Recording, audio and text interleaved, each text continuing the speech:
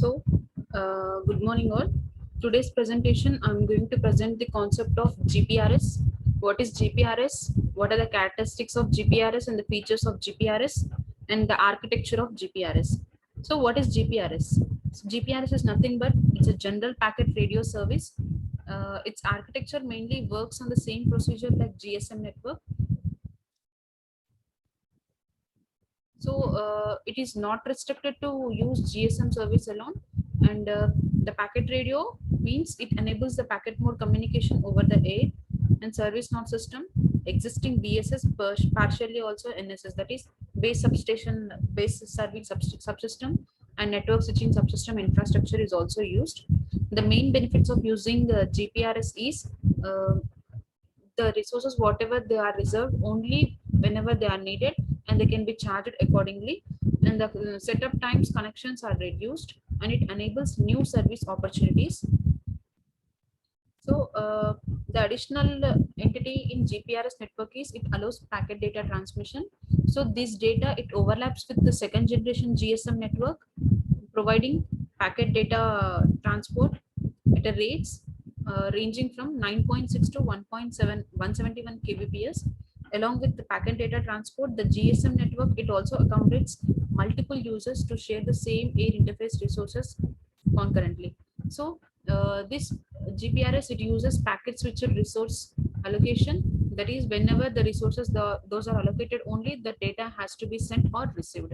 And the flexible channel allocation is used. That is, 1 to 8 time slots are available, and these resources they can be shared by users who are the active, and uplink downlink channels are reserved separately. GPRS and circuit switched GSM services can use same time slots alternatively. Next, traffic characteristics suitable for the GPRS. Those are as the data transmission here is not continuous because the data is divided into blocks and bursts of data in this one, and the intermittent bursty data transmissions is possible, and frequent transmission of small volumes of data is done, and for larger volumes of data infrequent transition is done. And coming to the GPRS architecture, this is the architecture which you can see different names here. Signaling, circuit switched GSM, packet switched data and signaling are used, and this GPRS it attempts to reuse the existing GSM network elements as much as possible, but not to effectively build a packet based mobile cellular network. Some new network elements, interfaces, protocols for handling packet traffic are required. Therefore, GPRS it requires modifications to numerous GSM network elements, such as what are the GSM network elements means here: mobile station, base transceiver station, BTS, DSC, base station controller, GPRS support nodes, those are GSN, and databases, HLR, VLR, etc. So coming to the mobile station, what is mobile station means here? The mobile station, new one is required to access GPRS services. These new terminals will be backward compatible with the GSM for producing voice calls. And the base transceiver station, in this one, a software upgrade is required in the existing base transceiver stations. And the BSC, coming to BSC, it is base station controller. It requires software upgrade and the installation of new hardware called as packet control unit, PCU. The PCU it directs the data traffic to GPRS network, and it can be a separate hardware element associated with the BSC. Next, coming to the GPRS support nodes, those are GGSN, SGSN. The deployment of GPRS it requires the installation of new core network elements called SGSN, that is serving GPRS support node, and GGSN, gateway GPRS support node. And the databases here used are HLR, VLR. Uh, these it includes home location register, visitor location register. All these databases those are involved in the network will require software upgrade to handle new call models and functions that are introduced by the GPRS. Hence, uh, new mobile stations are required for these services because existing GSM phones do not handle the enhanced air interface, or else you can call it as packet data. A variety of mobile stations can exist, including high-speed version to support high-speed data access, but a new packet data access device with an embedded GSM phone and PC cards for laptop computers is required.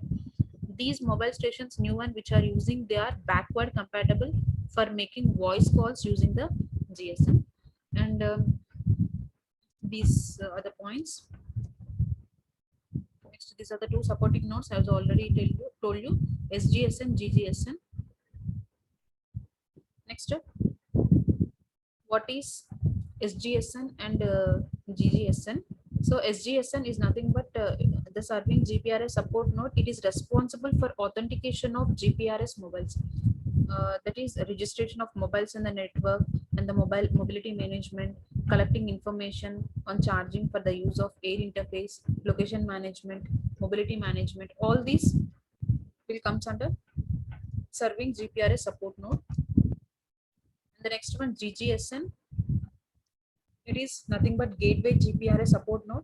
It acts as an interface and a router to external networks, and it contains routing information for GPRS mobiles, which is used to tunnel packets through IP-based internal backbone for to correct serving GPRS support node, and it stores the current SGSN address also. Uh, GGSN, it also collects the charging information and connected to the use of external data networks, and it acts as a packet filter for incoming traffic, and it also converts the data from SGSN to PDP format, that is packet data protocol format, because we need for the GPRS packet data network, that is packet data access is required, and it stores the location of users in its location register, that is HLR, VLR, whatever the data, whether it is residing in the same MSC or going out of the city, not without registering in MSC. It depends upon the address. Next one, the subsystems that are supported in the GPRS is GSS, NSS, BSS, RSS. So before going to that, GPRS base station subsystem, that is BSS, base station subsystem. In this one, each BSC, it requires installation of packet control units. It may be one or more, and software upgrade is required.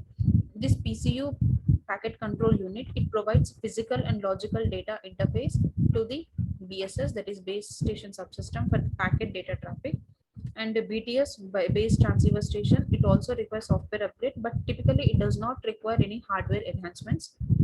When either voice or data traffic is originated at the subscriber mobile, it is transported to the BTS over the air interface, and from BTS to BSC in the same way as in we have discussed in standard GSM call.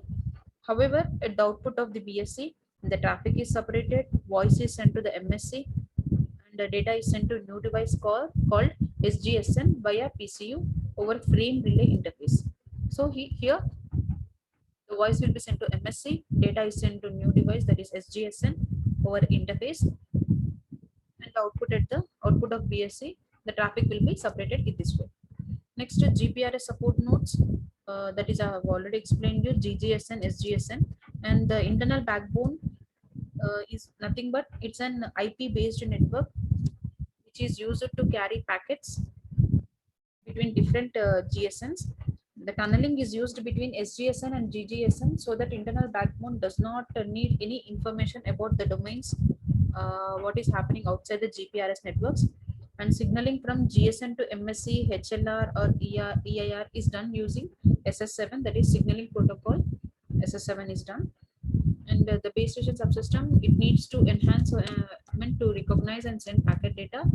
BSS means it includes BTS and MS.